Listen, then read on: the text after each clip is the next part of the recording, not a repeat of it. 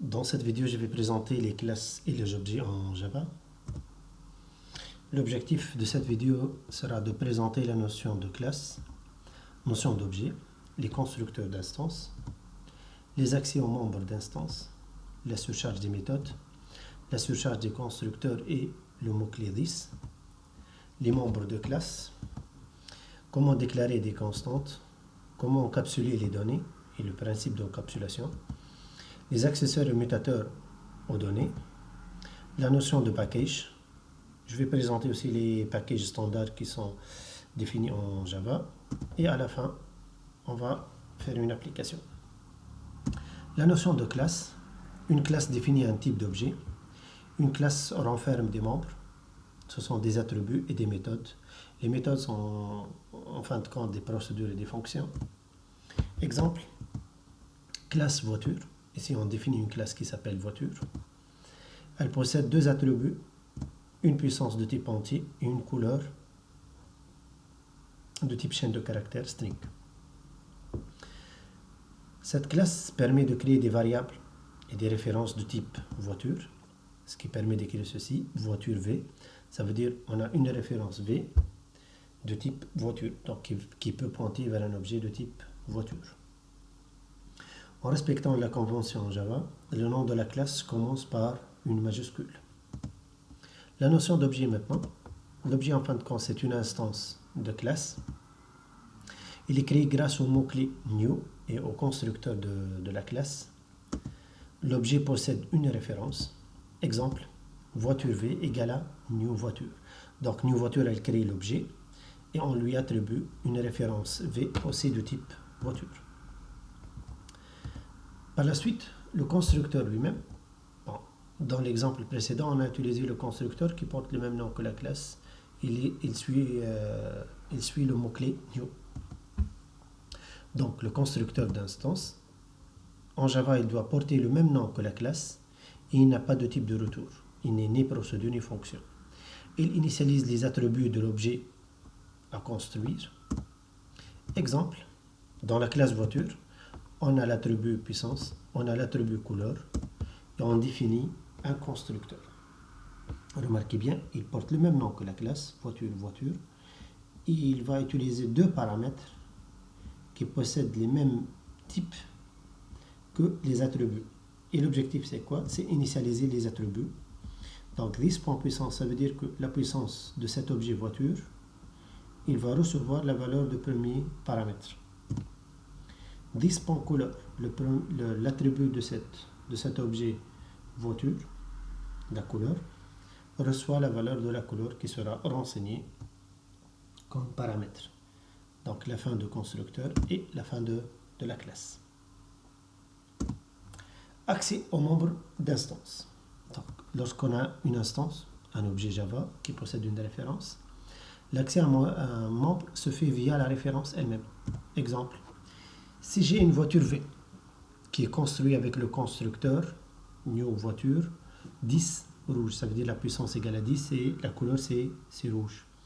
Pour modifier la puissance, on écrit V.puissance égale à 20. Ça veut dire que la puissance de l'objet V, elle reçoit 20. V.afficher, ici j'ai utilisé une procédure qui s'appelle afficher, qui est dans la classe voiture, qu'on peut appeler. Donc le nom aussi de la procédure il doit être accompagné par le nom de l'objet. Par la suite, si vous tentez d'accéder à un attribut d'un objet non créé, donc vous créez la référence, mais vous ne faites pas la création de l'objet. Donc la JVM lance une exception, une erreur d'exécution de type null pointer exception. Exemple, supposons que j'ai déclaré la référence V1 de type voiture. Alors si j'écris V1.puissance égale à 20, c'est une exception, puisque la voiture V1, elle ne pointe vers aucun objet, mais plutôt c'est une référence qui ne pointe pas vers un objet, donc il n'y a pas de puissance, il n'y a pas d'objet voiture. Par conséquent, c'est un null pointer exception, le programme s'arrête brusquement et il faut résoudre ce problème par la construction des objets. La surcharge des méthodes. La surcharge, ça consiste à créer plusieurs méthodes qui portent le même nom, mais qui diffèrent par les paramètres. Java accepte la surcharge des méthodes et des constructeurs aussi. Exemple, classe voiture, void affiché. On a une procédure affichée qui ne reçoit pas de paramètres. Et on peut définir une autre procédure qui s'appelle aussi afficher, c'est une procédure, mais qui reçoit un paramètre de type entier. Au moment de l'appel, si on a un objet V de type voiture, si j'écris V.afficher, ça veut dire que je fais l'appel à la première méthode affichée sans paramètre. Si j'écris V.afficher 10, ça veut dire que je vais appel à la procédure affichée qui reçoit un entier. Maintenant, la surcharge des constructeurs. Exemple, classe voiture. J'ai défini le premier constructeur qu'on vient de voir. Maintenant, on peut imaginer un deuxième constructeur qui ne reçoit que la puissance et la couleur, elle sera blanc. Dans ce cas, donc le constructeur n'a besoin que d'un seul paramètre. Il va initialiser la puissance avec ce paramètre, mais il va initialiser la couleur avec la valeur blanc. Donc, on a deux constructeurs qui possèdent le même nom, mais qui diffèrent par les paramètres. Maintenant, lorsqu'on construit des objets, on a le choix d'utiliser soit le premier, soit le deuxième, selon votre cas. Donc, voiture V1, elle utilise le premier constructeur qui permet d'initialiser la puissance ici à 10 et la couleur c'est rouge. Si je crée un autre objet V2 avec le deuxième constructeur, alors la voiture qui sera construite, elle aura la puissance égale à 4 et la couleur, ça sera blanc.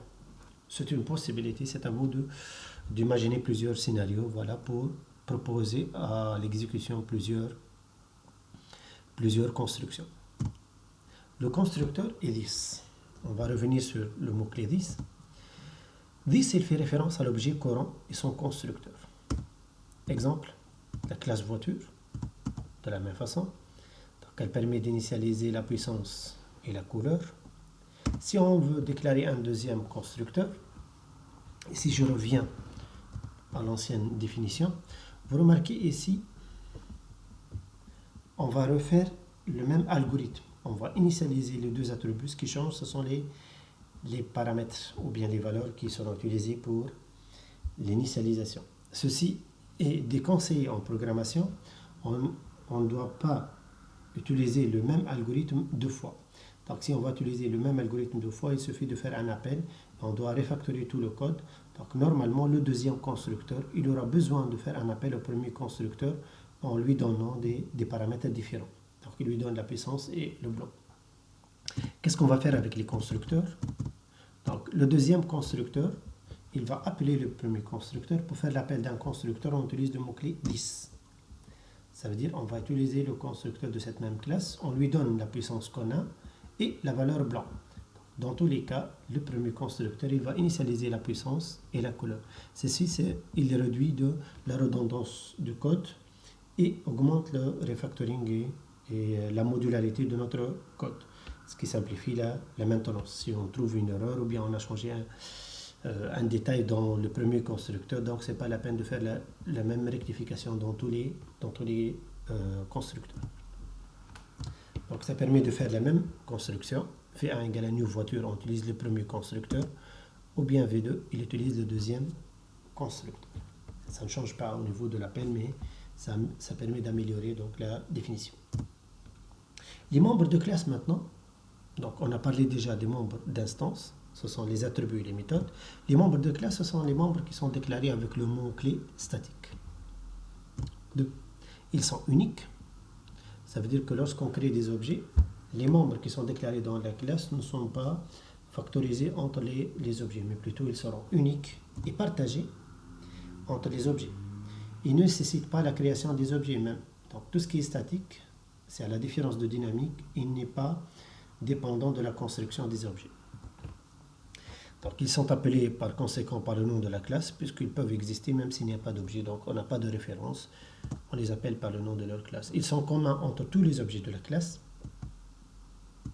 Exemple, on fait la déclaration d'un membre statique, static int membre. Par la suite, pour modifier ce nombre, on utilise le nom de la classe voiture pour un nombre égal à 10. Et toutes les voitures qu'on va construire, ils vont partager cette information, ils peuvent la modifier ensemble aussi. Les constantes. Une constante, c'est un attribut déclaré avec le mot-clé final. Les attributs de classe, donc les constantes, ce sont des attributs de classe, puisque une seule constante est suffisante pour tous les objets de la même classe, donc ils sont déclarés aussi statiques. Ils sont initialisés soit dans la déclaration, soit dans le constructeur seulement. Donc on peut, lors de la déclaration, statique finale double pi égale à 3.14, ou bien on peut l'initialiser dans le constructeur en écrivant pi reçoit 3.14. Maintenant, on passe à un concept qui est très connu dans l'orienté objet, c'est l'encapsulation des données. Les attributs doivent être non accessibles directement en dehors de leur classe. Donc on doit ajouter une technique qui permet de rendre l'accès aux attributs surtout impossible en dehors de sa classe. Les méthodes peuvent avoir différentes visibilités selon le besoin, mais les attributs, on préfère qu'ils soient inaccessibles. Voilà les visibilités qu'on peut définir pour les attributs et les membres d'une façon générale. On a la visibilité public, protected et private. Si un membre est public, ça veut dire qu'on peut l'utiliser partout. Toutes les classes, dans tous les packages, ils peuvent utiliser ce membre, soit attribut, soit méthode. Protected, ça veut dire que seules les classes qui se trouvent dans le même package, ou bien dans une classe fille, peuvent l'utiliser.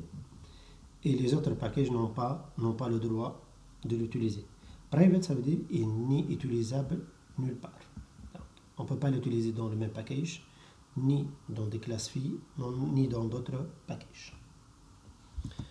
Donc, et pour faire un accès à ces attributs, ça concerne seulement les attributs, donc on doit définir un accesseur.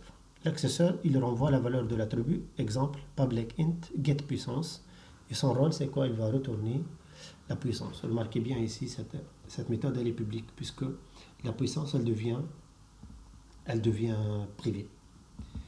Et le nom de la méthode, il doit être construit par le mot get, suivi par le nom de l'attribut, avec un P majuscule, puisque en Java, les méthodes commencent par une minuscule, et s'il y a d'autres mots, donc, ils sont en majuscule. Pour les booléens, les accesseurs commencent par is à la place de get. C'est un cas particulier. Les mutateurs, maintenant, ce sont des méthodes qui permettent de modifier la valeur de l'attribut. Par exemple, on a besoin d'une méthode publique.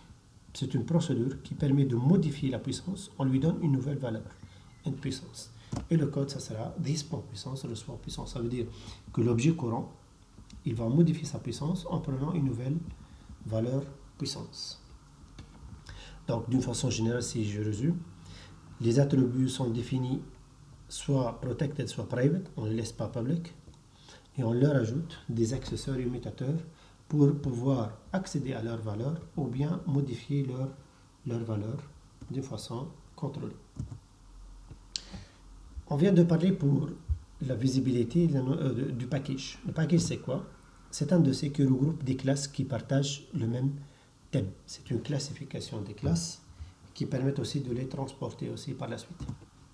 Pour appartenir à un package, le fichier doit commencer par le mot-clé package suivi par le nom du package. Au début du fichier, vous devez écrire package et vous indiquer le nom de package et ce fichier, dorénavant, il appartient à ce package. Aussi, pour importer un package maintenant, ou pour utiliser un package, ça veut dire l'ensemble des classes de ce package, on utilise le mot-clé import au début du fichier, mais juste après la déclaration du package.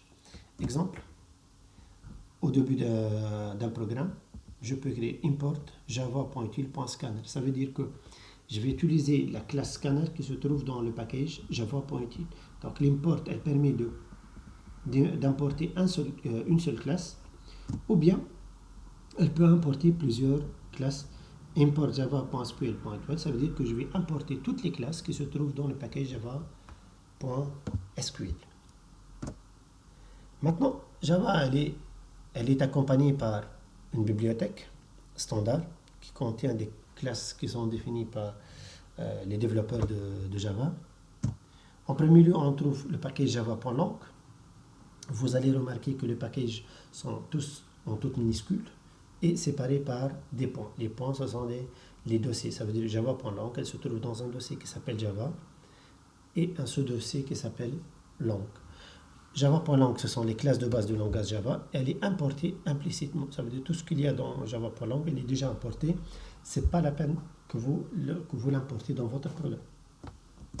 On a aussi Java.util. Elle contient les utilitaires. Ce sont des classes générales. Ils ont une grande utilité. Par exemple, les scanners, les string builders, les dates. Donc, il y a la classe date. Donc, toutes ces classes sont d'utilisation générale. Java.sql, ce sont les classes d'accès aux bases de données relationnelles. Chaque fois que vous voulez faire un accès et une interaction avec un SGBD.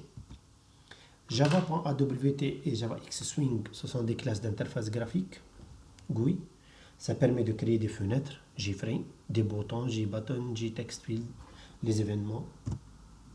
Java.io, tout ce qui est classe d'entrée-sortie, ce sont les flux, les fichiers et les sockets, tout ce qui est échange d'informations entre votre programme et le monde extérieur, que ce soit un support de stockage ou bien le réseau.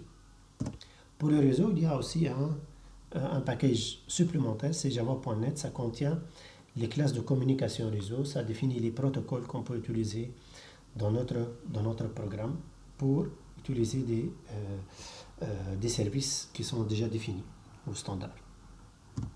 Donc, on vient de finir donc, la présentation des concepts les plus utilisés en Java, à savoir les classes et les objets avec la notion d'encapsulation, avec les packages. Maintenant, on va faire une application sur les classes et les objets. On commence par définir la classe personne. On veut créer la classe personne dans le package com.rh ayant un nom, un prénom et un identifiant. C'est ça la définition de la personne. Puis, on va définir la constante civilité qui contient la valeur Monsieur MR. Puis, on va créer le constructeur qui initialise les trois attributs par des valeurs données. On va créer un autre constructeur qui initialise le nom et le prénom, mais l'identifiant est mis à -1. Puis on va définir les accesseurs et mutateurs. Et on va définir la méthode public string to string qui retourne les informations sous forme de chaîne. Donc on va construire ces informations, le nom, le prénom et l'identifiant sous forme d'une chaîne qu'on va retourner. Donc on va commencer par quelques questions avant tout. Dans une autre classe, est-ce qu'on peut écrire personne P égale à new personne?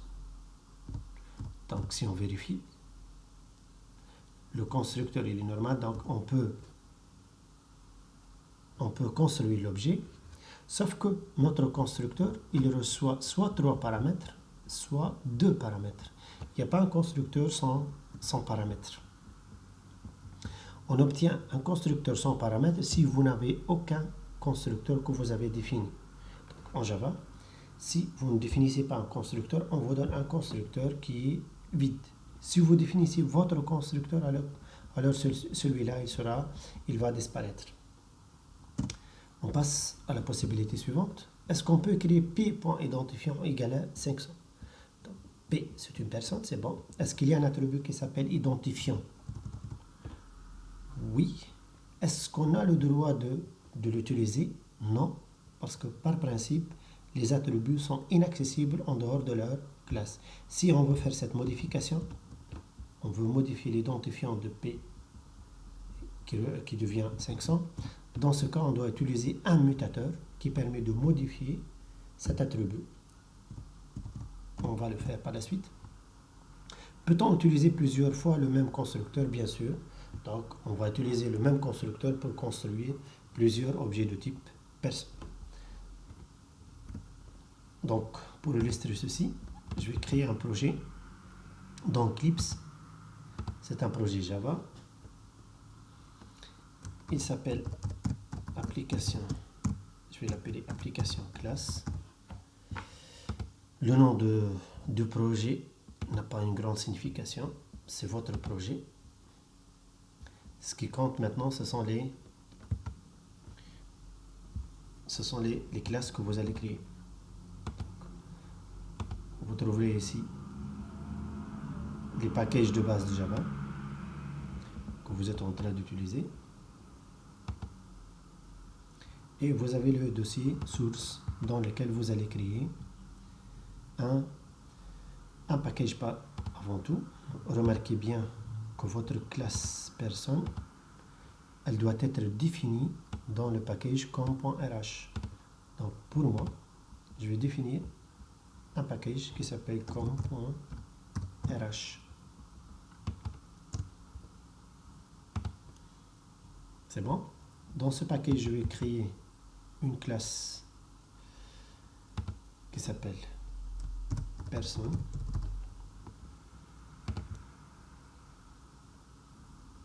C'est bon. Remarquez bien maintenant, votre classe, elle appartient au package com.rh. Donc il faut définir dès le début le nom de package à lequel appartient cette classe. Par la suite, on a trois attributs, nom, prénom et identifiant. Et par principe, ils doivent être privés. Private, string, nom, private, string, prénom et private, int, identifiant. Voilà. Ce sont les trois attributs qu'on doit définir.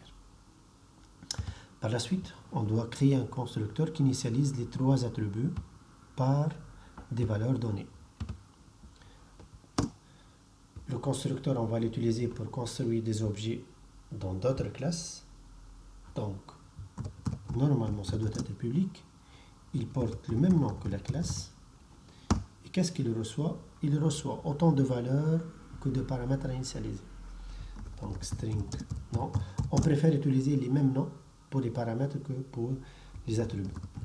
String, prénom, et int, et identifiant. Voilà. Par la suite,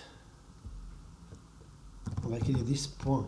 Remarquez bien le fait d'écrire 10 points, donc c'est sûr, on va utiliser quelque chose qui appartient à la classe personne, donc on va utiliser nom.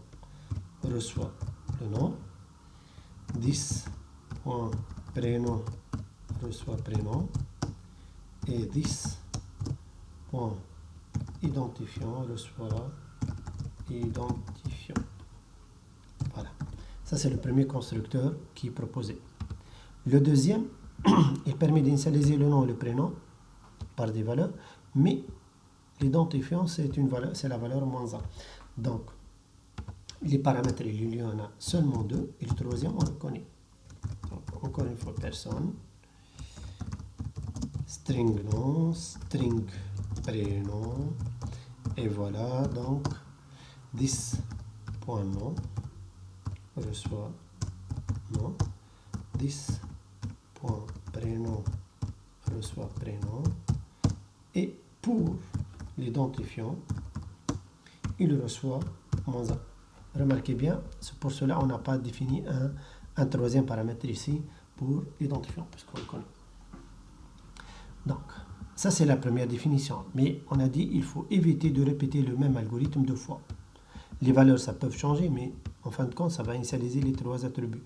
Ce qu'on va faire, c'est on va remplacer tout ceci par l'appel au premier constructeur. On va lui dire d'initialiser le nom, le prénom, et de donner -1 à l'attribut identifiant. Voilà, ici, on a respecté la notion de modularité. Ne pas refaire, ne pas écrire le même algorithme deux fois. Autre chose, maintenant on va définir les accesseurs et les mutateurs. Chaque attribut possède un accesseur et un mutateur. Donc je vais définir l'accesseur et le mutateur de nom. L'accesseur doit être public. Il retourne la valeur de nom, donc c'est un string. Il s'appelle getNom. Remarquez bien. Donc j'ai oublié le n. Voilà. Donc ici getNom. Get attaché au nom de l'attribut et n devient majuscule. Qu'est-ce qu'il va faire? Il va retourner le nom. Maintenant, on va définir le mutateur du nom. C'est une procédure publique, public void. Maintenant, c'est cet nom. On lui donne un nouveau nom. Et qu'est-ce qu'on va faire avec ce nouveau nom? Il sera stocké dans l'attribut nom. Et voilà. Donc, on va refaire la même chose pour tous les attributs. Donc, public string get prénom. Qu'est-ce qu'il va faire? Il va retourner prénom. Pour modifier le prénom, public void set prénom string prénom. On va dire 10.prénom reçoit prénom.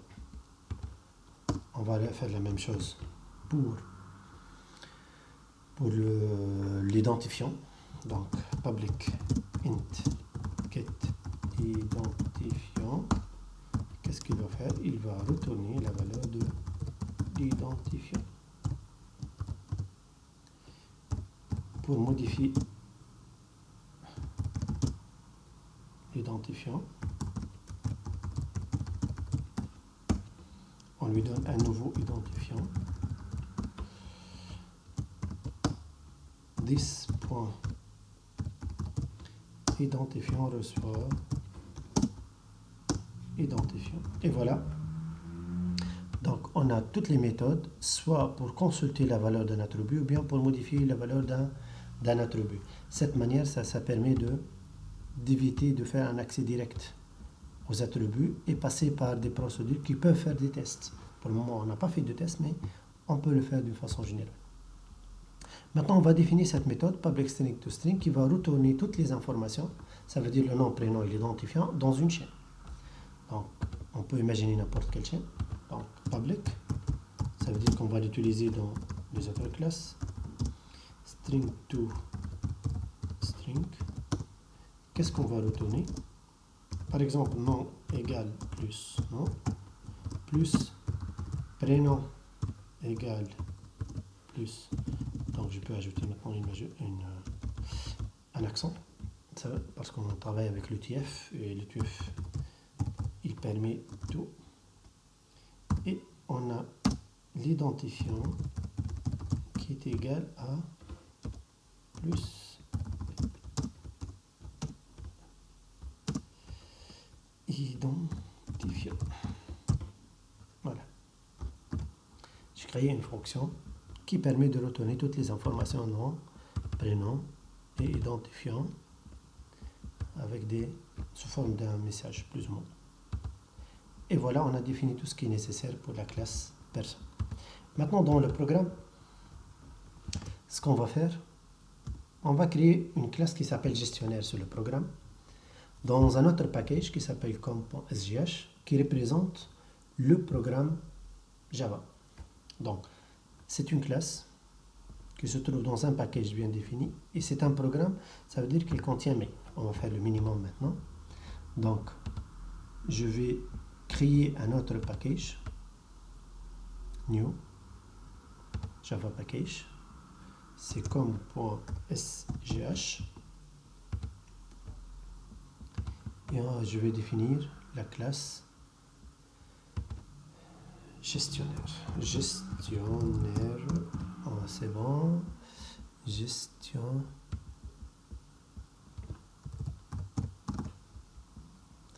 Le nom des classes sont toujours en majuscule. Pour la classe personne, c'est comme si j'ai oublié un attribut. Voilà. On a oublié la constante civilité. Donc, je vais revenir à la classe personne. Je vais définir une constante. Donc, les constantes sont, par définition, publiques.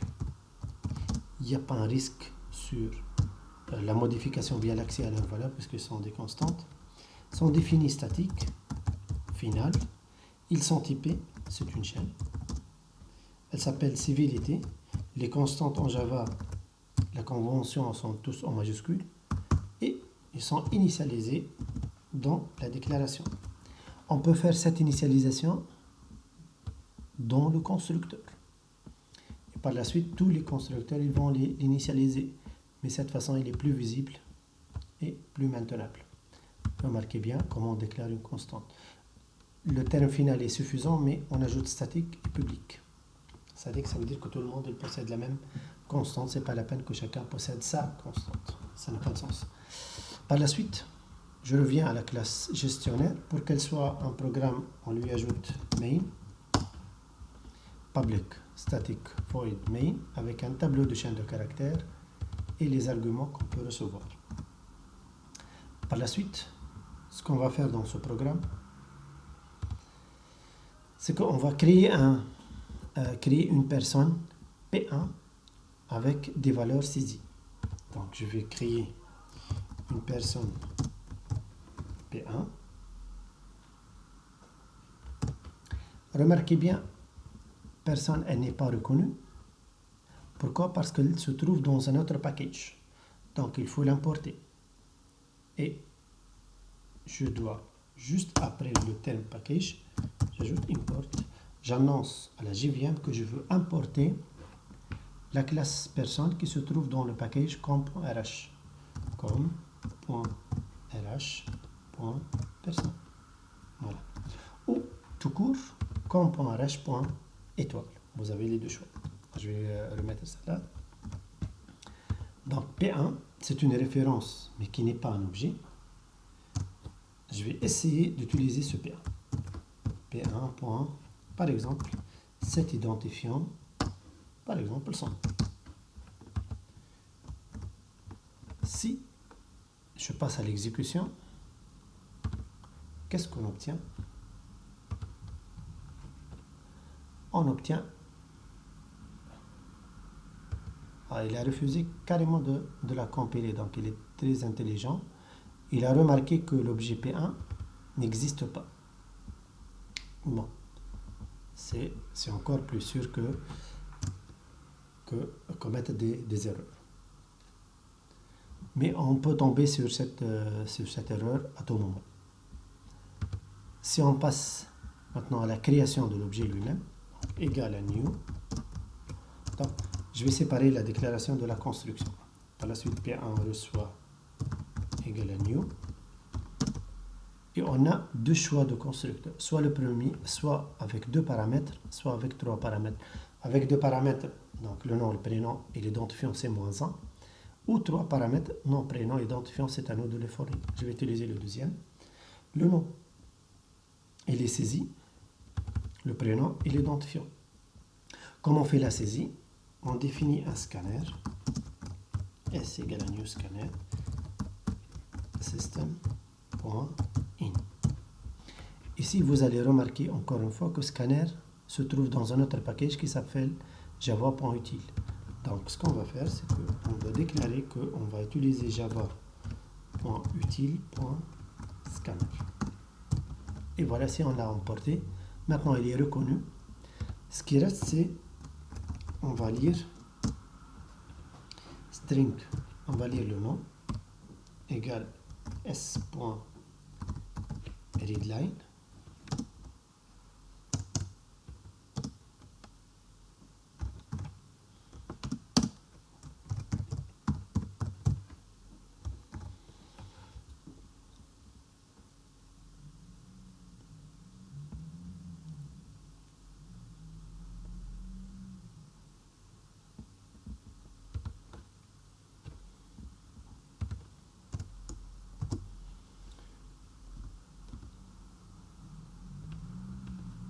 Scanner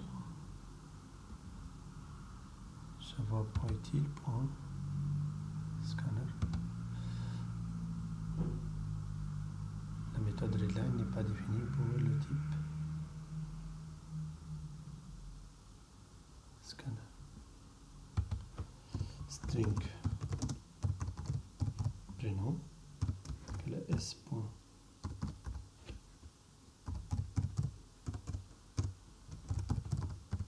readline et int. Je vais l'appeler id tout simplement.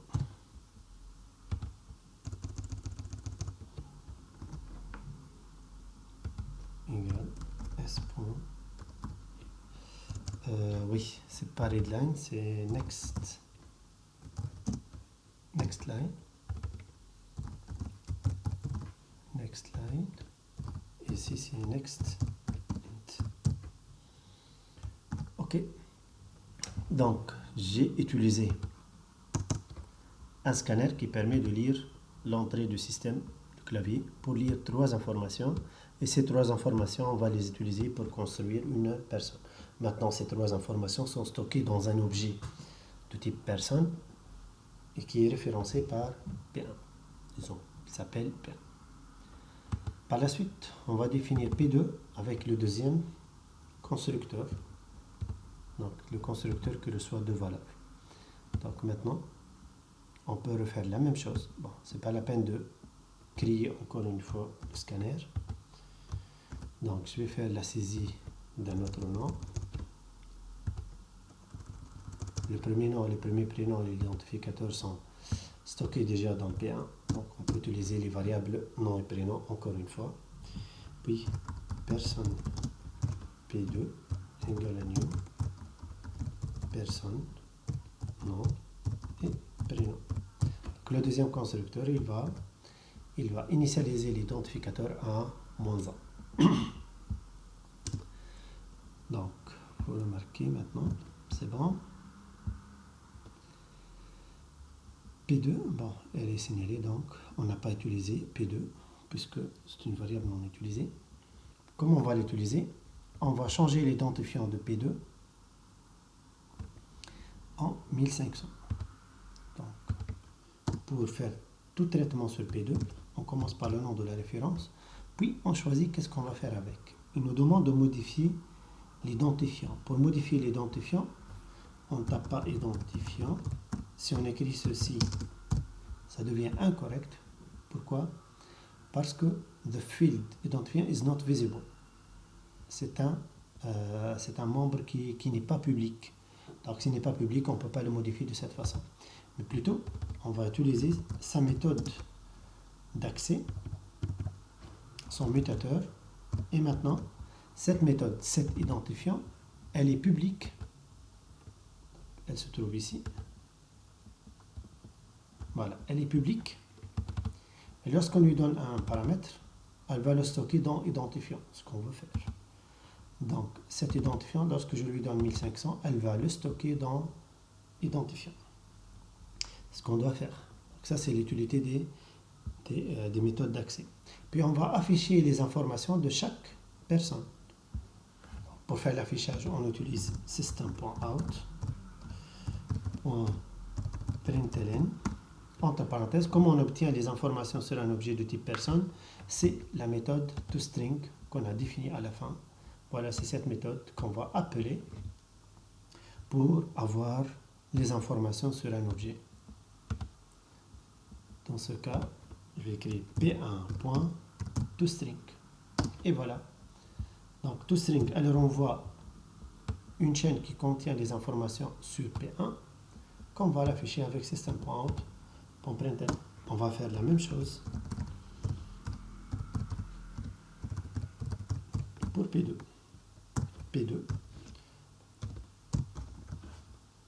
Une bonne chose en Java, c'est que si vous avez besoin d'un objet qui soit transformé en une chaîne d'informations, ce n'est pas la peine d'appeler toString puisque le compilateur il reconnaît cet appel vers la méthode toString. Donc en réalité, cette méthode elle est déjà définie en Java. Ce que j'ai fait, c'est juste définir son contenu. Mais le compilateur, il la reconnaît. Ou la JVM. Donc, on peut maintenant tester notre code. Donc, pour faire le test, vous faites un clic droit sur la classe qui contient main et vous faites un run as et on va l'exécuter en tant que application Java. Vous avez à droite ici une sortie de console. Qu'est-ce qu'il attend? Il attend le nom. Donc je vais lui donner, disons, Garbi. Deuxièmement, Sami. Et pour l'identifiant, c'est 100. Maintenant, il a construit P1 avec les 3 informations. Maintenant, il doit lire 2 informations pour la deuxième personne. Donc je vais l'appeler X. Donc, on a sauté une valeur. Donc, le nom, c'est Garbi. Prénom, c'est Sami. Puis, vous avez 100. Il a pris le 100 en tant qu'entier. OK. Il a sauté juste le nom. Et remarquez bien, l'identifiant après l'affichage, c'est 1500. On peut afficher P2 avant modification aussi. Juste, je vais rectifier, puisqu'il y a un petit problème entre la lecture des chaînes et les autres types. Je vais créer un deuxième scanner. Donc S2. Je vais l'utiliser seulement pour la lecture de l'entier. Parmi les problèmes des scanners, c'est le retour à la ligne, qui parfois compte et parfois n'est pas compté. Donc je vais recommencer. Donc le nom c'est Garbi, Sami, 10. Maintenant le deuxième c'est X et Y. Voilà. Donc vous faites attention pour la lecture. Les chaînes de caractères possèdent leur scanner et les autres types ils possèdent un autre scanner.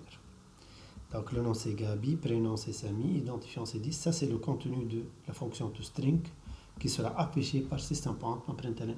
Remarquez bien, dans le deuxième affichage, on a obtenu le même affichage, même si on n'a pas fait un appel direct à toString. C'est un appel implicite, c'est quelque chose qui est prédéfini en Java. Ce que je vais faire, je vais afficher P2 avant la modification de l'identifiant. Voilà. Il faut enregistrer, puis on fait un run as. Donc, encore une fois, Gabi, Sami, identifiant 10. Maintenant, X, Y. Le premier affichage de P2, avant la modification, l'identifiant c'était -1. Le constructeur initialise l'identifiant en -1. Puis, on a modifié l'identifiant, il devient 1500, ce qui donne par la suite, dans l'affichage, l'identifiant devient 1500. Donc, afficher le nom et le prénom de chaque personne avec le préfixe monsieur. Ici, on va faire un affichage, mais il n'est pas identique à ce que fait toString. Ça veut dire qu'on ne va pas afficher l'identifiant, on va afficher seulement le nom et le prénom, et on va utiliser la constante de civilité. Dans ce cas, je vais faire un affichage system.out.println. Je vais afficher P1. P1, j'ai besoin du nom, get nom, plus P1 en get prénom. Et tout ceci, il est précédé par la constante. La constante, elle doit être appelée par le nom de la classe, non pas par le nom de l'objet. Civilité, plus. Bon. Pour faire la séparation, pour espacer texte, on fait un espace.